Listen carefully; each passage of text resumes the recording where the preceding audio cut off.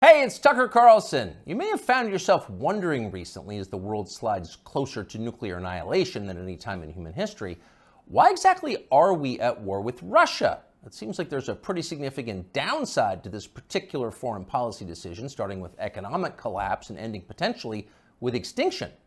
So is there a good reason we're doing it? So many innocent young people have been killed. So many hundreds of billions of dollars have been wasted, some of them from the U.S. Treasury. So what's the point? Are we really doing this so the Biden family can repay its debts to the oligarchs who finance their beach house in Rehoboth? Are we doing it so our government can continue to lie about its illicit biolabs in Eastern Europe? So that flabby losers like Toria Nuland and Tony Blinken can feel like they're doing something important with their sad, empty lives? Really? Honestly, there's got to be a better reason for waging this, the most pointless war of all. What is it? Well, thankfully, we have an answer. The war against Russia, ladies and gentlemen, the war against Putin and for Ukraine is in fact a war for democracy. Watch and recall the motive. The president has said many times we're focused on what we can do to support Ukraine's effort to fight for their democracy. Democracy must prevail.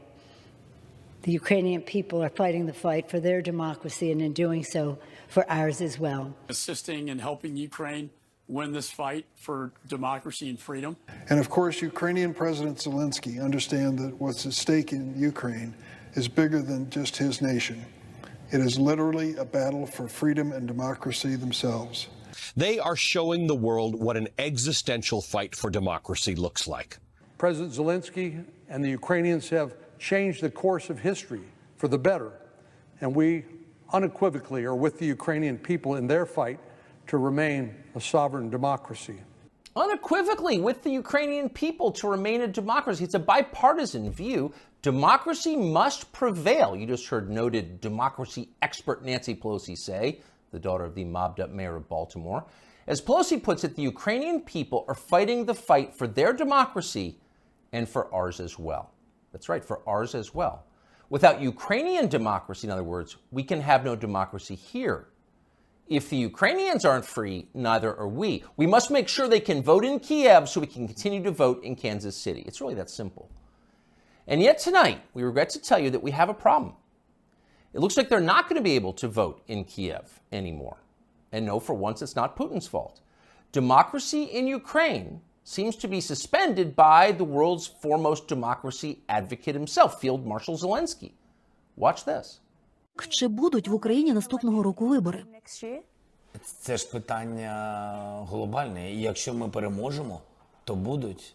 Значить, не буде військового часу, не буде війни. А вибори повинні проходити у мирний час, коли немає війни, згідно законодавства. So when you have an election, well, he says if we win, we'll let people vote. Otherwise, no. You vote when we feel like it, because ultimately we're completely in charge and make all the rules. Your job is to obey or be punished. That's our version of self-government. Self means me. I'm the government. Now, that's not just any autocrat. That's our chief ally in the war for democracy. This is the guy who just announced he's likely to cancel next year's elections. So you've got to wonder what the Biden administration thinks of this. We can't possibly continue to support Zelensky, that guy, after he said that, can we? Because in a clip less than 30 seconds long, he just blew up our entire rationale for supporting his side in the war. So we can't support him. Oh, of course we can. And we will. Here's Joe Biden from yesterday reaffirming America's unequivocal support for Ukraine.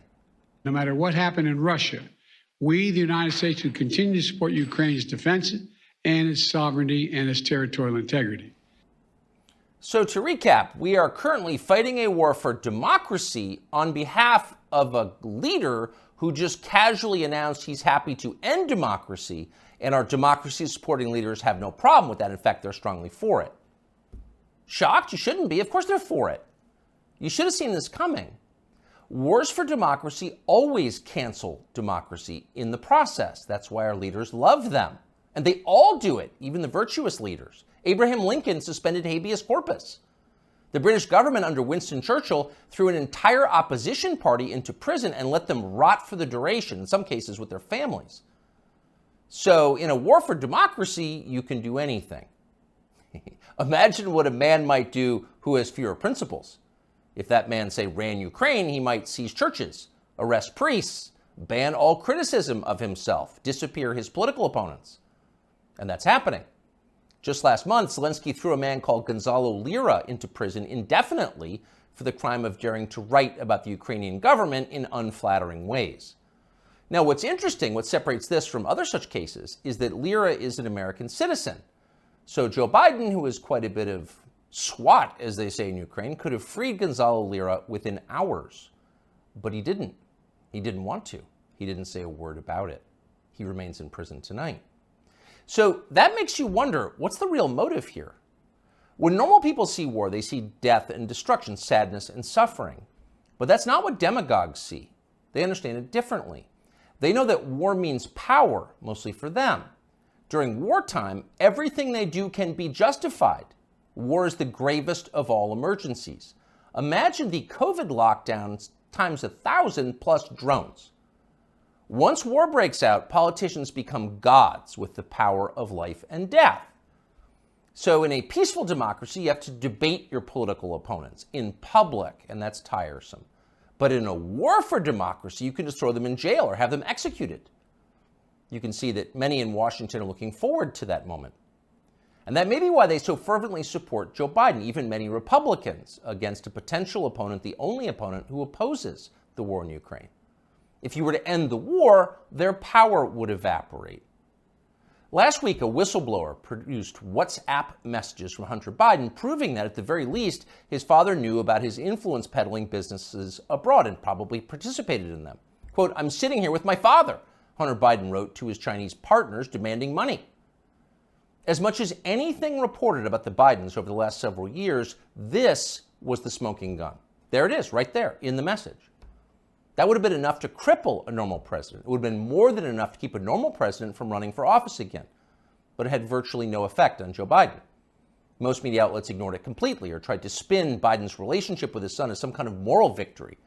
Quote, "The real meaning of the Hunter Biden saga, as I see it," wrote Nick Kristof of the New York Times, "isn't about presidential corruption, but is about how widespread addiction is and about how a determined parent with unconditional love can sometimes reel a child back." He actually wrote that. And if you doubt it, you should know that view was common. Here's the take from ABC. The Hunter Biden story, the scandal, the this, the that, it's also the story of a father's love. And Joe Biden has never and will never give up on his son Hunter, and will never treat him lesser than. And so he is a father first. Take it or leave it. So a whistleblower produces a text message showing that Joe Biden was in the room with his son when his son was selling influence to an enemy power, the Chinese government. And ABC's take on it, Joe Biden is a father first. Take it or leave it. What accounts for a response like that? Well, that's the way you talk when you've got nothing to fear from an upcoming presidential election. You don't even bother to think of an excuse for your candidate because you don't need to. Your country has electronic voting machines. Joe Biden got 81,282,916 votes in 2020, and you're pretty sure he can do it again. In fact, you know he can. You're not worried. But actually, they should be a little worried. The people who control Joe Biden, Susan Rice, and the rest, know they can continue to run our government, writing the press releases, formulating the policies, and they can do it effectively forever, as long as Joe Biden gets dressed in the morning. And of course, that's their strong preference. These are fervent opponents of change. But the one thing these people cannot control is aging.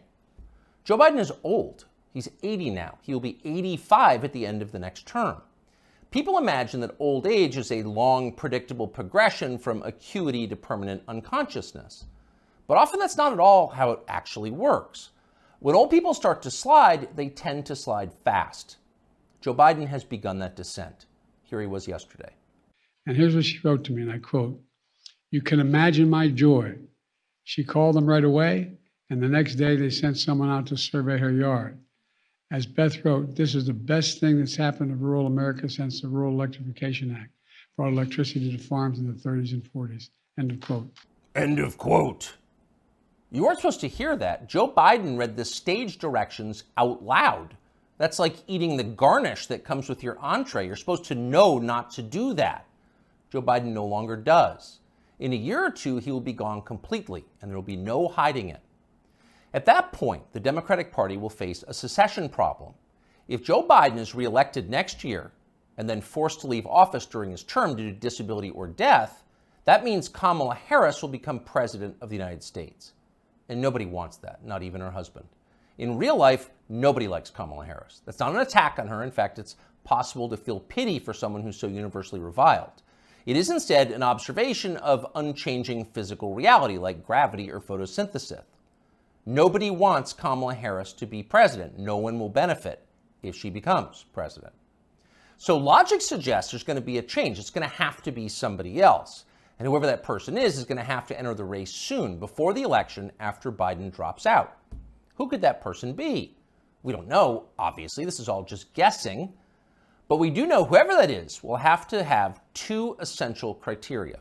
He'll have to be as shallow, ruthless, and transactional as Joe Biden is, and he'll need to have flattery skills that are so polished and advanced they'd be considered superior even in the Saudi royal court. And there's only one man in modern America who fits that description: Gavin Newsom, the governor of California, and perhaps not coincidentally, Joe Biden's new closest friend. I am here, Mr. President, Newsom told Biden at an event the two did together last week. I am here as a proud American, as a proud Californian, mesmerized by not just your faith and your devotion to this country and the world we're trying to build, but by your results, by your action, by your passion, by your capacity to deliver. I am mesmerized by you, Joe Biden. Imagine saying that as a compliment. You couldn't do it. Few human beings could do it. But Gavin Newsom had no problem at all. Those words rolled right off his forked tongue. He never stopped smiling. So if you're looking for the leader of the coup, there he is right there.